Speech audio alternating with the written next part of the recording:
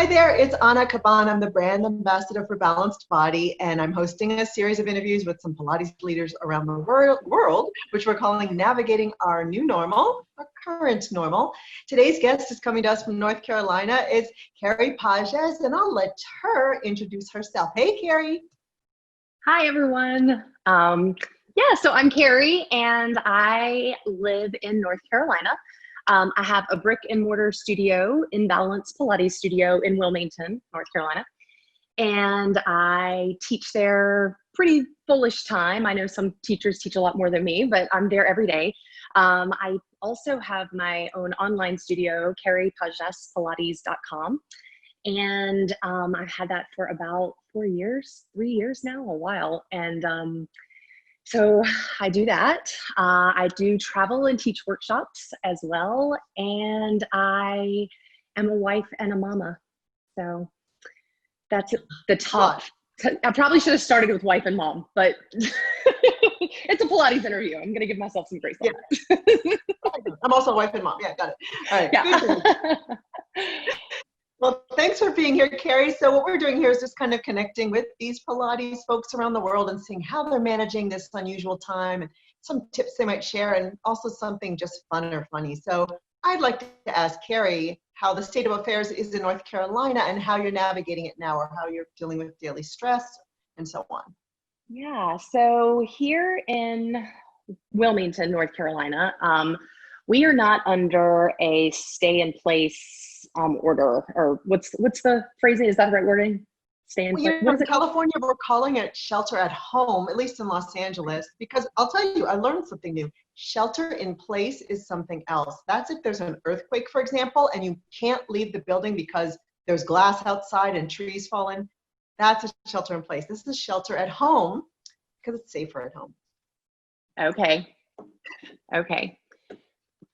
So, well, we are still allegedly free. That's kind of the idea, but everyone's staying at home. I actually closed my studio last Tuesday. So we're recording this on a Thursday. So my studio's been closed for 9 days. We had done all of the things. We got all of the cleaners right, made sure that, we had, tried to do all of the right things. And I just kind of hit this wall of this feels like the wrong thing to be doing. And I felt like we needed to be good citizens and close. So I closed the doors 9 days ago and have struggled every day ever since then on whether I did the right thing. Obviously, as a business person, it feels like the dumbest thing I could have done. But it was really scary teaching and feeling like something could happen, and here we are just 9 days since I closed mine. And there have been plenty of studios that have announced that they had things happen in their studios and they've had to call their client base and tell them that there was a COVID-19 case in the studio. And so that helps to make me feel like I did the right thing.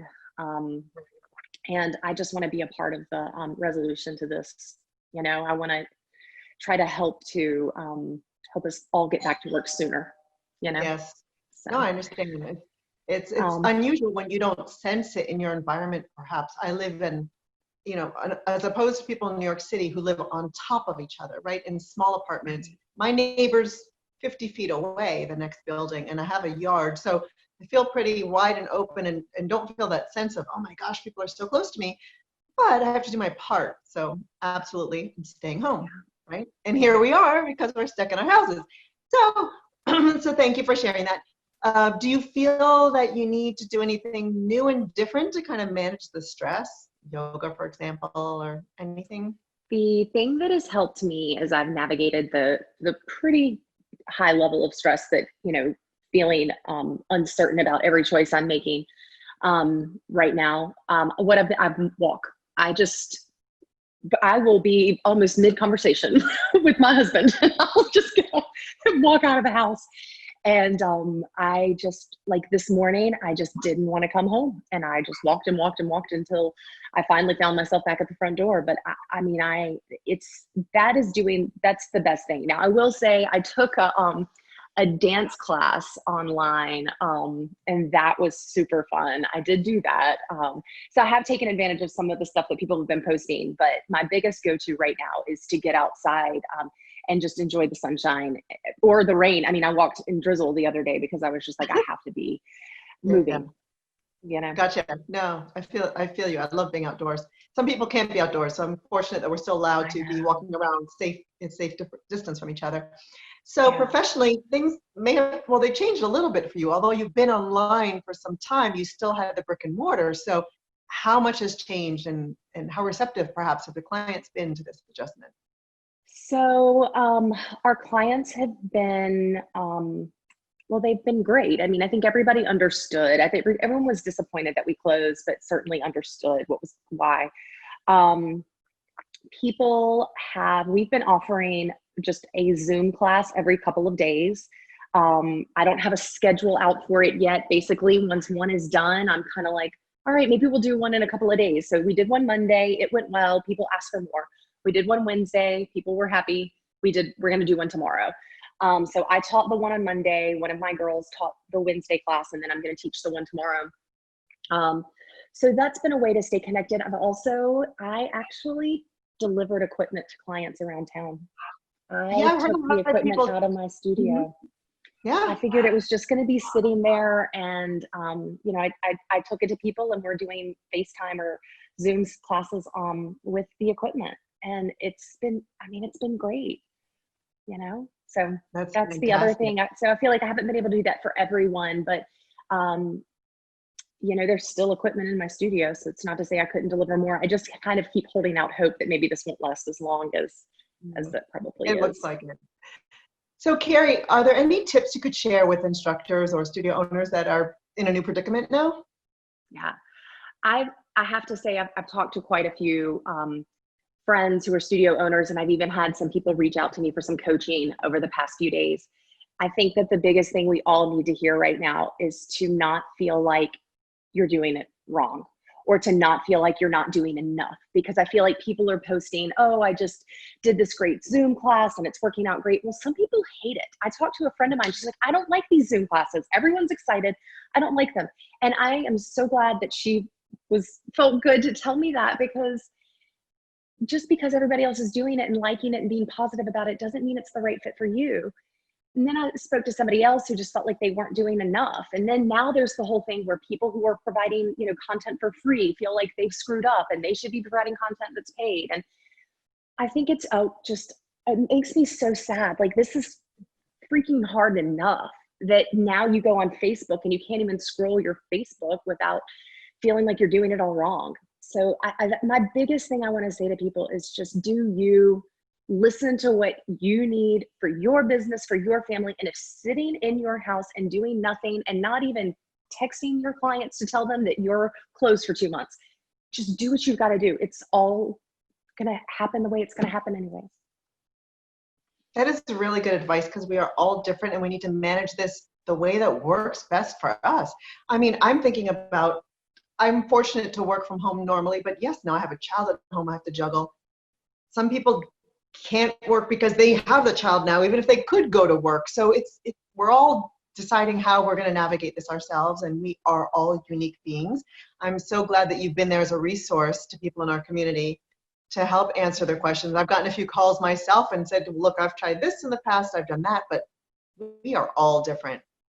Yeah, so, for sure. That is really good advice. Now, I know Carrie only a little, because I've met you at conferences when we've honestly been like, hey, have a nice session. So I haven't get to spend any quality time with you, and I'd love to know a little bit about you, or have you share something that you think people should know about you, would never imagine about you, whatever you'd like to share with our audience. I don't know. I think that, you know, one of the things that maybe people do know about me, but is a really big part of my life are, you know, my kids. And I was a dancer, and my kids, even though I promised, like, I did not want my kids to be dancers at all. But they have decided that I tried to get my daughter to do everything. And by the time she was, I think at 5th grade, I said, you know, it's probably about time to hone in on one thing. Dance is what she wanted to do.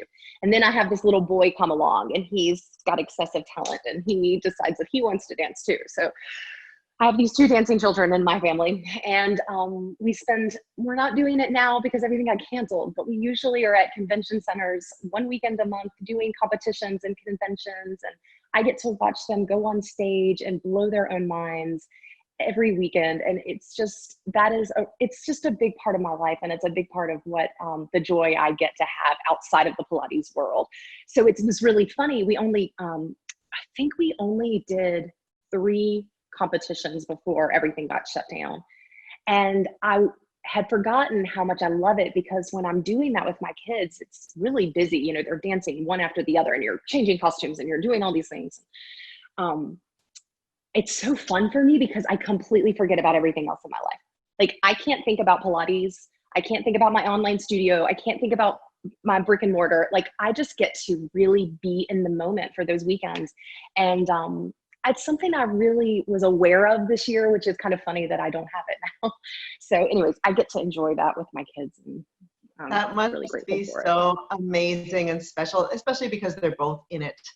It's not like what you're dragging the kid around, you know, like the little brother's like, oh gosh, we have to go to dance again. Right. Like my poor brother who had to go to everything and hated it all. So yeah, no, I forget that sometimes. That's a good point. That's awesome. I would like to know if there's something you could share that would make us maybe giggle a little bit, because I like to end on a light note. Are you a comedian? So no, that's what's so great, Anna, is that actually I couldn't think of anything about myself that was funny. So I said to my son, hey, they're asking me just to tell something that's a little bit funny about myself that people might not know or something. And he said, you're not funny. Great. So what I decided I would do, I decided that I was going to go rogue, and I asked you if I could share a quote from a book that I'm reading right now instead. So I'm hoping that I'm going to get to this quote quickly. So I'm reading Untamed by Glennon Doyle. And I don't know if you haven't heard of this book, at least look it up or follow her on Instagram for a minute. And the book is great. It's really just about finding yourself and trying to get rid of all of these rules that we all follow all the time about who we're supposed to be and why we're supposed to be that way. And if it connects with you, it's like huge. So what I loved about this book, and I think it's really a great quote, especially with what's going on right now in the world, because I am like a black belt in stressing and worry. I'm killer at it. So I like to worry a lot about money. Like I'm always worried, like, oh, what if this workshop doesn't fill, or what if, a client quits or whatever. Okay. So I worry. And I'm always waiting for the other shoe to drop. Okay. So even when something great happens in my mind, I'll be like, well, you better be careful. Don't get too cocky, or else, girl, it's going to get real bad. That's kind of how my brain works. So I'm reading this book by Glennon, and she's talking about, the very short of it is she's got something really important going on, and she finds out that someone in her life is passing away, and she just has to the world just really falls apart, and she's got to get on planes and book plane tickets and be somewhere in a minute.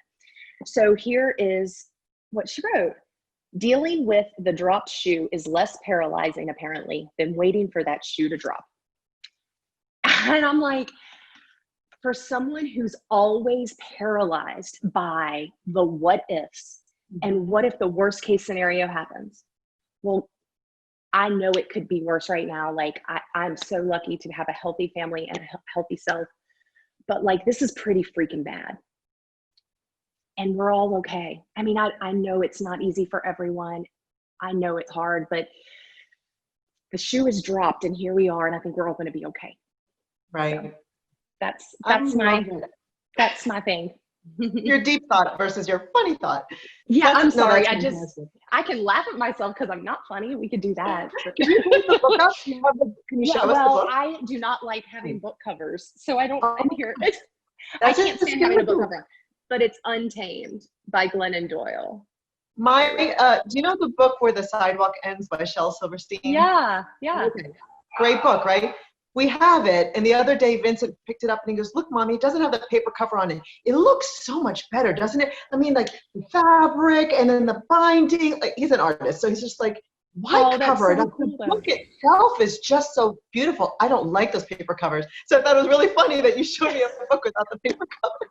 I know, and I think honestly, I threw it away. It's beautiful. The artwork of the cover is so pretty, but I can't stand navigating those things. So I always take book covers off right away.